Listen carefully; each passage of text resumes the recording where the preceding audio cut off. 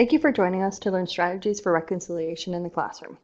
We will share strategies for honoring the Truth and Reconciliation Commission's 94 calls to action. We will also discuss ways to encourage students to take action by planning acts of reconciliation with their peers within their learning and/or larger community in the new school year.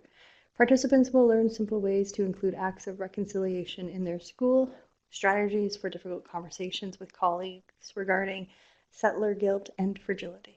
Our presenter is Tanya Leary, an award-winning educator and author who is currently at the National Film Board of Canada as the advisor and lead writer for the Indigenous Voices and Reconciliation in Education program. Her passion is in the classroom, working with youth from all walks of life, honoring global citizenship through an inquiry-based lens. She is Saulteaux from Rousseau River, Manitoba, and lives in Stony Creek with her husband, their teenager, and toddler. The purpose of these webinars is to share lessons, strategies, and successful practices to increase the success of Indigenous kindergarten to grade 12 students. Thank you for taking the time to view this webinar. We appreciate your interest and we welcome your suggestions and feedback. I'd also like to thank our funders, Indigenous and Northern Affairs Canada. Ani, bonjour, Tanya here. Thanks for having me, Ali.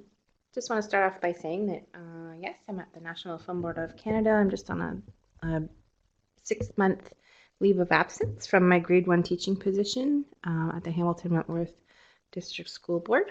So it's a nice break from the classroom, but also something really neat we're working on at the NFB is a National Youth Voices Reconciliation program.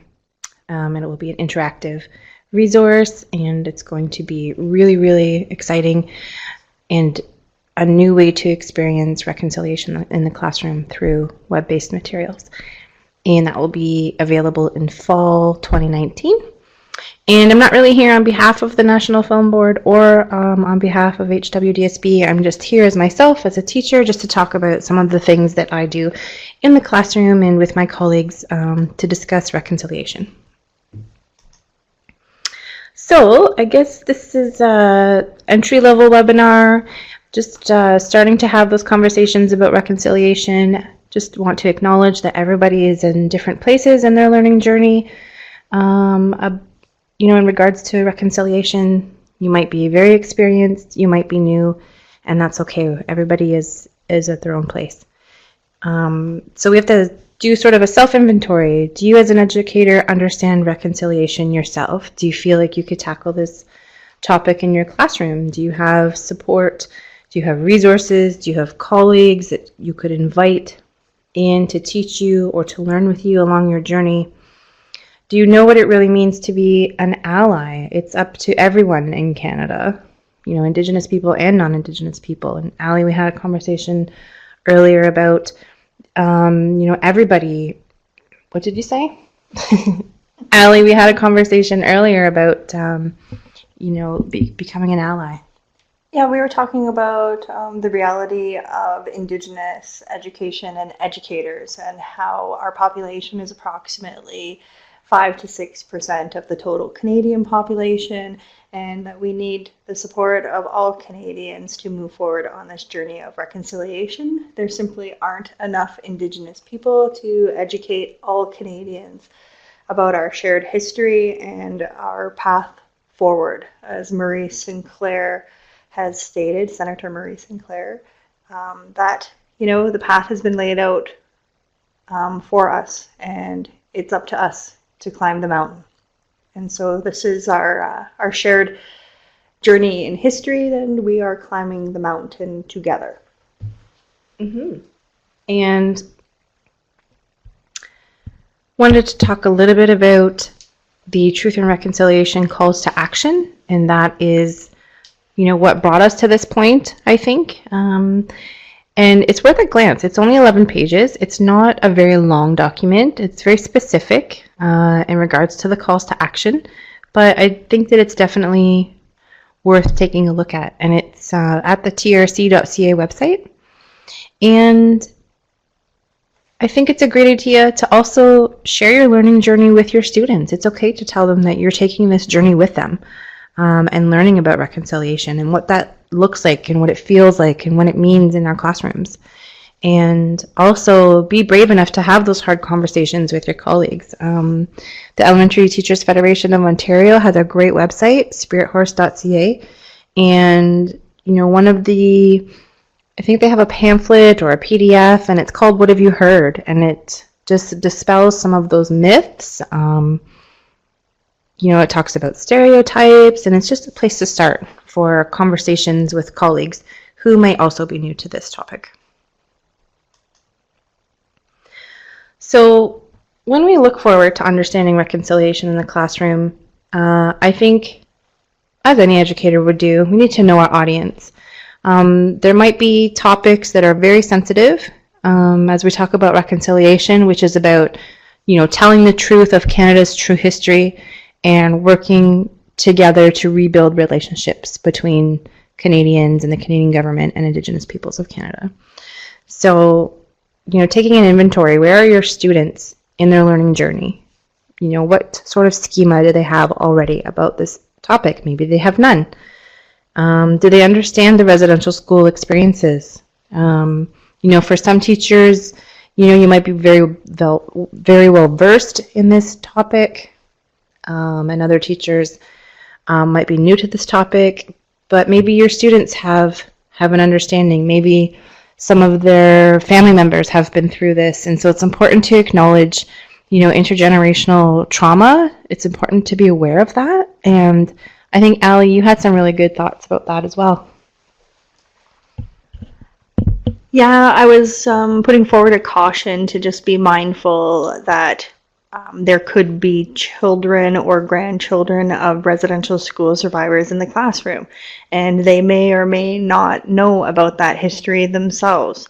Part of our, shared history with residential schools and the residential school era is that there was a lot of shame associated with it, and former students may or may not have spoken to their own children or their grandchildren about those experiences. So it's good to keep that in mind when you're introducing residential schools and reconciliation in your classrooms, and try to get an understanding if there are students in your classroom that have that close family connection, and then finding ways to be mindful of the related challenges. Absolutely. And I can speak from experience. My father is a residential school survivor. He went to the residential school in the States, actually. So a different legacy, but the same legacy. And so definitely sometimes they don't want to talk about it, and that's okay too. So again, looking back to our students, do they understand the implications of these experiences? And we talk about trigger warnings and cautioning students as well. Do they understand the term reconciliation? What does that, like I said, what does that look like? What does that feel like? Can they see themselves as allies in reconciliation? What does it look like in their life? And so start local. Is there anyone in your community, whether it's your school community or the larger community, or maybe you connect with somebody here at Inspire in the peer support program, or just reaching out to Allie, that can speak about this topic. Maybe they come into your classroom, but maybe you visit the wherearethechildren.ca website and you listen to stories of survivors. There's a ton of vignettes hosted on that website of survivors telling their stories as well. And like I mentioned a couple times, understanding triggers and settler guilt. So what I mean by settler guilt, that was a new term to me actually last year, settler guilt and settler fragility. And what happens is, so those who didn't, who were not part of the decision-making process to, about residential schools, they say, well, I didn't do it. It wasn't my people. It wasn't my family that did it. And sometimes people feel so overwhelmed and so emotional, and they can't look past the guilt and the shame that they feel that this has happened in our history, and they can't get past the guilt. And it's okay to feel like that, because that's part of the process of becoming aware. That's the first step in healing of reconciliation, is just acknowledging it And yes, we're going to have some emotions around it, but it's really about, healing and repairing those relationships with each other. And often I find, not often, sometimes in conversations, I find that settler fragility comes out. And that means that some people get really offended by the implication that their church or their government has had a part in this. And it's something that we just need to start having conversations about. And, it's not meant to put shame on anybody, but, we need to start talking about it eventually if we're going to work toward true reconciliation. And true reconciliation is going to be a long journey. I know that may not be the most comfortable thought, but it's taken us generations to get to this place in our shared history. And residential schools have been in operation or had been in operation for, some estimates say, up to 7 generations or more. So reconciliation and moving forward is going to take generations, in my opinion. That doesn't mean I'm trying to discourage anybody. I just think we need to be very mindful about the long history that we are trying to come to terms with and move beyond into a different future together. Absolutely. It's going to take a long, long time. So where do we start? We have to get students involved. Starting the year with conversations. So one of the strategies I use in my classroom, whether it's grade 1 or grade 12, we have a sharing circle or a talking circle, and we hold an object that is dear to us, whether it be a rock or a feather or a talking stick. And there are a few rules. We pass it to the person on our left and we go around the circle. 2 rules: the only person that's speaking is the person that has the object, and you also have the right to pass. And this creates a safe space for students to be heard and have a dialogue in an environment of mutual respect. So we want to create a safe space for students. That's the first goal. We can find lovely resources, videos, literature, picture books, classroom visitors. You might invite someone in to talk about their residential school experience. That's not necessarily lovely. That's not what I meant. But there are some really good literature, beautiful pieces of literature and picture books that can start these dialogues and these conversations. There are some more amazing resources at wherearethechildren.ca, which I mentioned, where they're populated with vignettes of survivors. And the Truth and Reconciliation website is probably your go-to website. That's where it all began. And they have some amazing resources, but also a place where students can contribute and highlight their own acts of reconciliation. So, it would be impossible for me to list all of them here today, but, check out that website and you'll be able to see what other kids are doing in different parts of the country. So this is just a screenshot of the residential schools and reconciliation educational resources. Now, these resources are compiled and made available through the National Center for Truth and Reconciliation.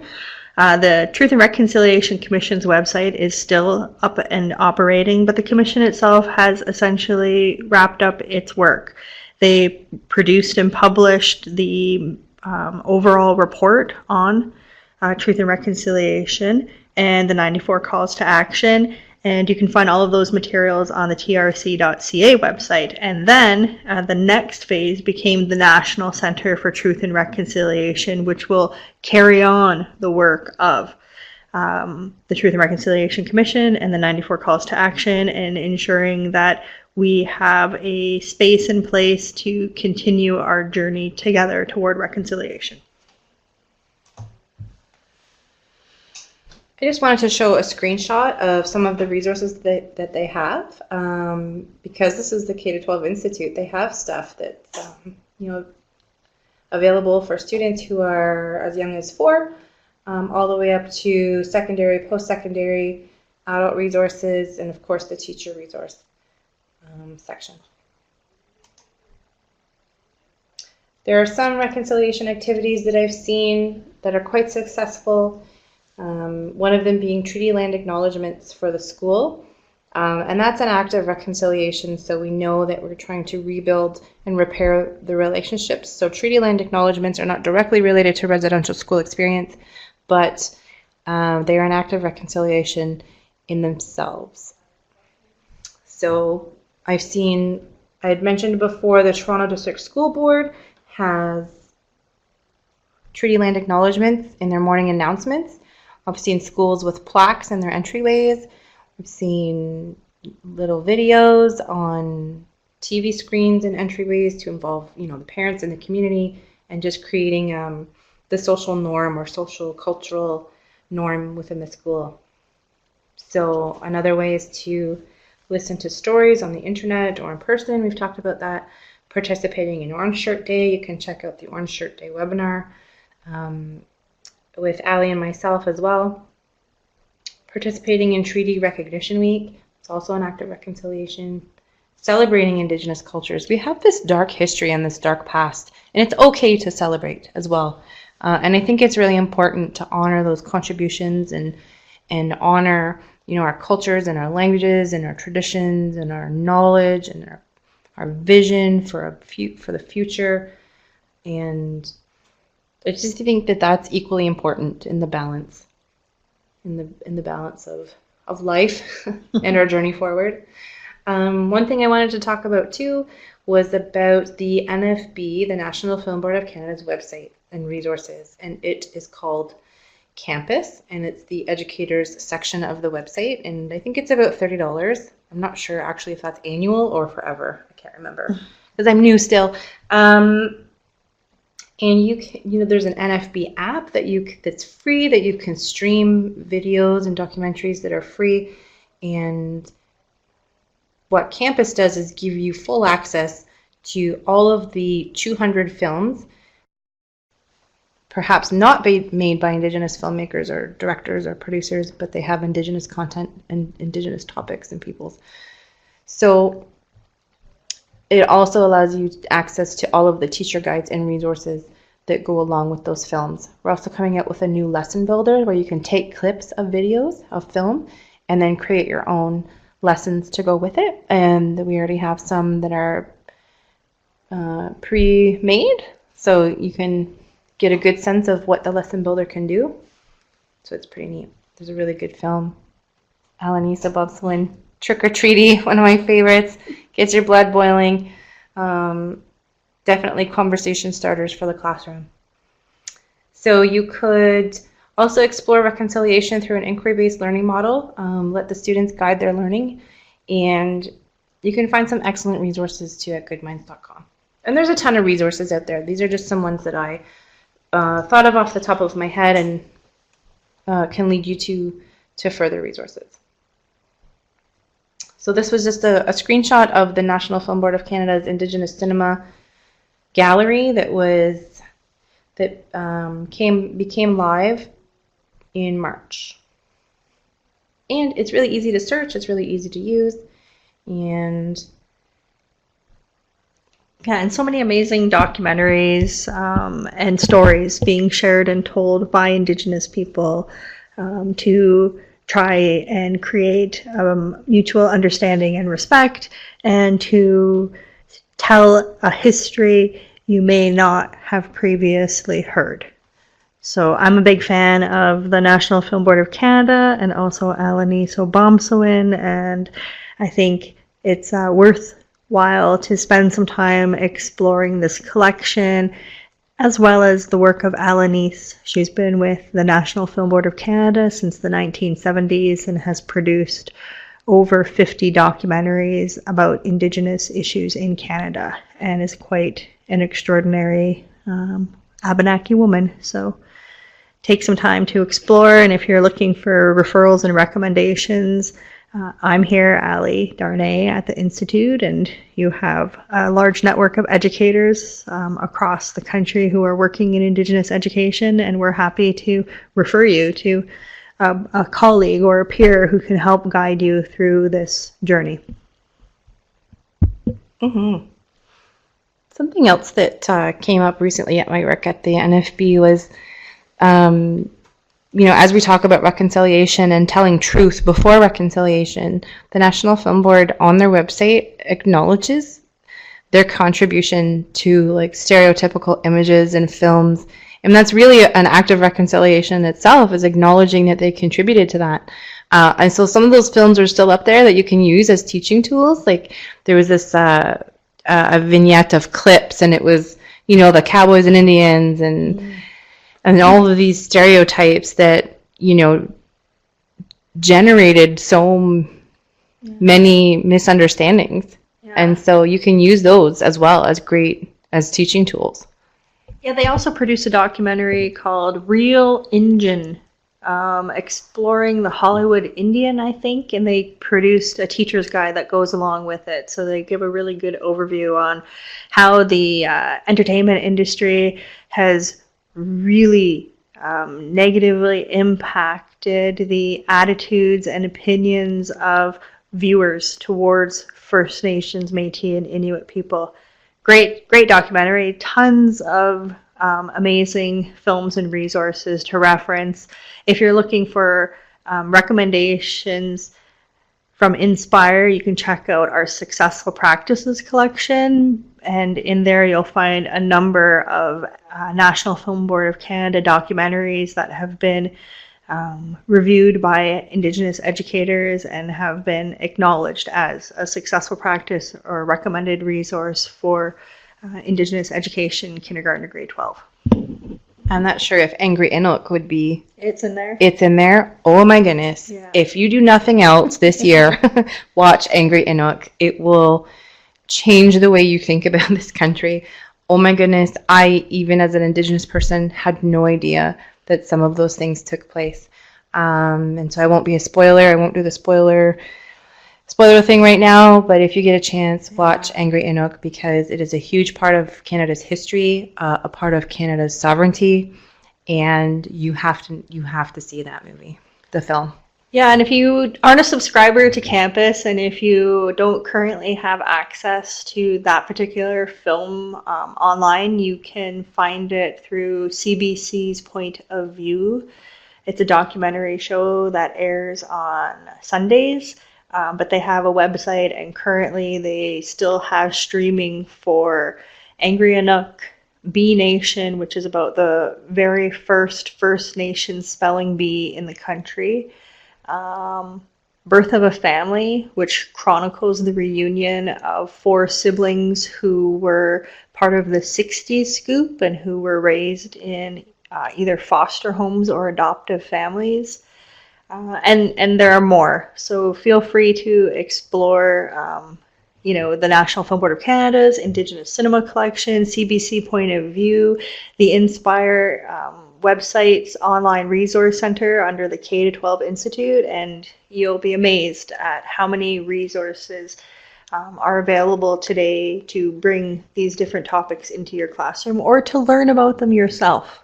I think all of us have a lot of learning to do, and we're very fortunate that there are so many resources that we can refer to. Absolutely. And I'm, still on my own learning journey about this information. Like, my daughter is actually now 20, and as I watch some of these films at home, she said, Mom, why didn't I see any of these in high school? And all I could say was, I'm working on it, babe. Like, we didn't have access to this when we were in high school. And I wonder, what the world would be like if we did. Not saying that these, documentaries will change the world, but they will definitely change, your vision and your understanding one person at a time. They absolutely will. Yeah. So, Miigwech, thank you for having me, Ali. It's good to be back again. And you can reach out to me. Consider us friends and allies, everybody, and colleagues. tan.leary@gmail.com. Reach out to me anytime. I'd love to hear from you. Now, Gichimugwech, we're really happy to have had Tanya here with us today hosting a couple of webinars. And as she said, feel free to reach out to her. Feel free to connect with myself, Ali Darnay. Some of you may also be part of the Peer Support Educator Mentorship Program, so you can always check in with Rachel Hill and ask for some recommendations.